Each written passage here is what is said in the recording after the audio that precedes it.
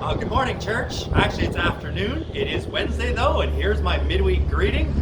I'm not very creative today because I'm standing outside the church, but maybe I am creative and you just don't know it. Here's what I want to do this afternoon.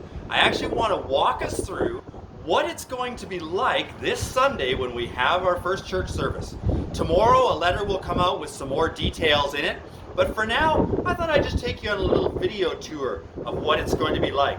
First of all, one of the things that we need to remember when we gather publicly for a church service is physical distancing needs to be practiced at all times.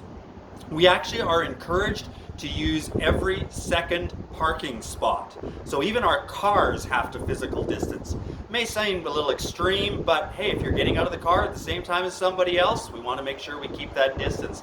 Even as you're walking up to the church here, be sure to keep the physical distance between yourself and anybody who's not part of your virtual family or part of your household. When you get to the door, here's where things will start to get a little bit different. Let's go in and see what we can see here. Come on in. Welcome to church. Hey, I see I've got another family here. Oh, hi guys. Never! Stop. Never! Oh, 2-meter distancing. Gotta give it room to the next family. So we'll let that family get in there and start coming up to the table. Now, here at the table, you'll be greeted by a lovely, smiling greeter.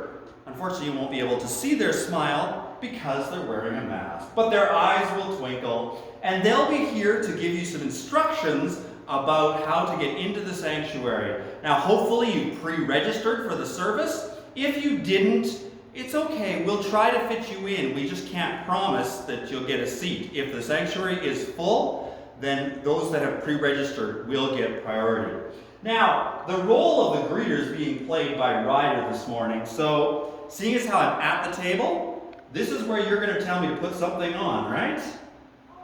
So, put a mask on. Put a mask on. Okay, got the mask on. I got a customized mask. Put some hand sanitizer. Some hand sanitizer on. I can do that. Okay. And then follow the green arrows to that room. To that room. And now, I don't think everybody's going to follow the green arrows that way, are they? Because some people are going to sit on that side, but the greeter will know which direction you go. They will point to which way. Thanks, Ryder. Great to see you. Now, he's directed me to go down following the green arrows here. Much as I would love to go in these doors right here, here's what it says. Exit only. Do not enter. Do not go in those doors. Keep following the green arrows. And as we head into the fireside room, or if you're instructed to go down the other hallway, you'll go down the hallway towards the nursery, you will meet a greeter, or usher standing at the door. Now, Praline is our lovely usher for today. And Praline, you've probably got some questions to ask me as well, don't you? What would those be? Would you like a Bible?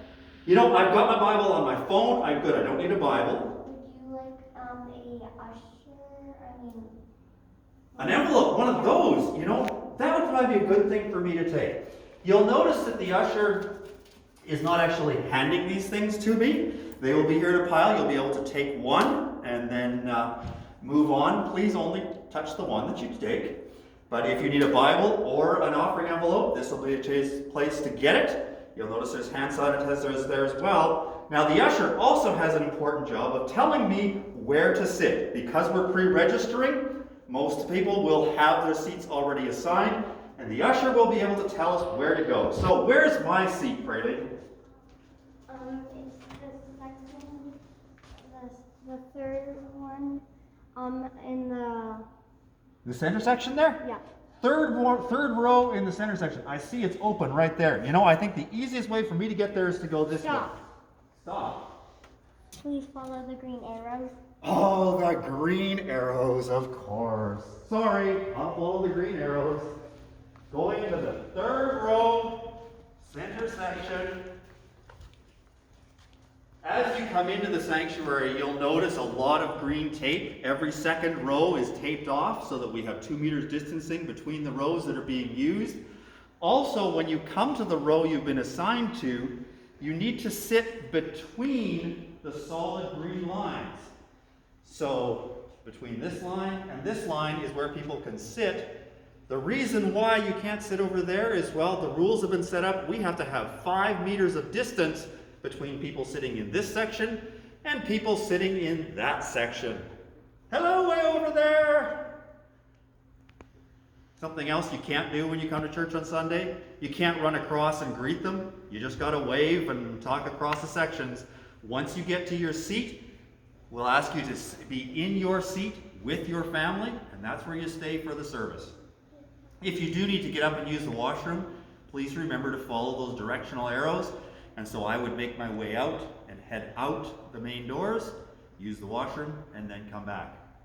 One thing I will just mention about washroom usage, they will be limited to 1 family at a time in the washroom, and there will be someone there that will be cleaning all the touch points after a family's been in there. So please, if one of your kids has got to go, just take them all at once. That would be a whole lot easier than having to go and then another one go and then another one go. So just something to keep in mind. Once the service has begun, you'll be asked to continue to wear your mask until we finish singing. Once we have finished the worship through singing time, you'll be able to take off your mask, breathe a little easier, and you will not need to actually put the mask back on at any point during the service, because the order of service has been changed slightly. So all of the singing is happening at the beginning, and that's the requirement as to when we need to wear the mask. I do appreciate your cooperation on that. I realize a lot of these regulations just make church feel weird. But you know, they are the laws that have been put in place for us. They also are an opportunity for us as a church family to care for one another and to care for the community around us. And so we want to abide by those regulations. As the service progresses, it will feel very similar to a regular service, what you're used to seeing on the live stream. I'll probably preach a message just for fun, and so you'll see me up there. The worship team will be up there. This coming Sunday, we've also got a missions minute. You can look forward to seeing what that's all about. At the end of the service, something that's going to be done different than we are used to. First of all, we will end the live stream, and then for those that are in the sanctuary, we will have our sharing and prayer time. Normally that would be held earlier in the service, but due to privacy restrictions, we need to make sure that we are not live streaming that part of the service, and so we will do that at the end of the service, an opportunity for us to share together, to pray together. And then when it comes time to leave, that's where the offering envelopes come in. Because you might be used to the offering plate being passed, but there won't be an offering plate passed. Instead, on your way out, there is an offering box that you'll be able to drop an offering in. So let's pretend that the service is done and it's time to leave. We'd ask you to carry your mask with you as you go, and you're going to make your way out into the aisles and stop. Oh yeah, 2-meter distancing. Right. After you. The ushers will actually be ushering rows out, so that should make this a little bit easier. As you leave the sanctuary, you'll notice the offering box here, one by each of the doors. And so you can just drop your offering in there. Of course, you've been watching me this whole time. You know I just dropped an empty envelope in there. Hopefully that's not the case, but hey, if it happens, it happens. Once you come out into the foyer, one request we would have is don't stop in the foyer to visit. So make your way straight out the doors, and then you can visit once you're out in the parking lot. You'll notice I'm going against the traffic flow of the arrows. It's okay, because at this point, everybody in the service will be making their way out. So there's just a glimpse of some of the things that you can anticipate this Sunday. I want to say thank you to all of my assistants for helping with making this video, and I look forward to seeing you on Sunday. Just a reminder, if you are part of the vulnerable sector, or you work with the vulnerable sector, or for any reason you feel uncomfortable being in public gatherings, please don't feel an obligation to come. But for those that are willing to come and able to come, I look forward to gathering together to worship together in person this Sunday. And so I hope this answers some of the questions you may have about what to expect. As I said, look forward to a letter with a few more details tomorrow. And so until Sunday, have a great week. Let's go be the church God has called us to be.